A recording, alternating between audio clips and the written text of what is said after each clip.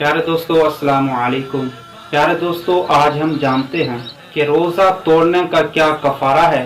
روزہ توڑنے کا کفارہ یہ ہے کہ اگر ممکن ہو تو ایک باندی یا غلام آزاد کرے، اور یہ نہ کر سکے، مثلا غلام یا باندی نہیں ہے، یا اتنا مال نہیں ہے کہ غلام یا لونڈی خرید سکے، یا مال تو ہے مگر غلام میسر نہیں، جیسا کہ آج کل غلام یا لونڈی نہیں ملتے، تو پے در پے 60 روزے رکھے۔ یہ بات یاد رہے کہ اگر سن ہجری کی یکم سے روزے رکھنا شروع کیے تو 2 ماہ پورے روزے رکھیے۔ ہو سکتا ہے کہ دونوں ماہ 29 دن کے ہوں تو 58 روزوں سے کفارہ ادا ہو جائے گا، اور اگر یکم کے بعد کسی دن روزے شروع کیے تو اب پے در پے 60 روزے رکھنے ہوں گے۔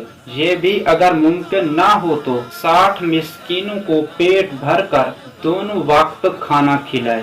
یہ ضروری ہے کہ جس کو ایک وقت کھانا کھلایا تو دوسرے وقت بھی اسی کو کھلائے۔ پیارے دوستو، اللہ پاک سے دعا ہے کہ جو کچھ سیکھا اس پر عمل کرنے کی توفیق عطا فرمائے، اور اسے دوسروں تک پہنچانے کی توفیق عطا فرمائے۔ آمین بجاہ نبی الامین صلی اللہ علیہ وآلہ وسلم۔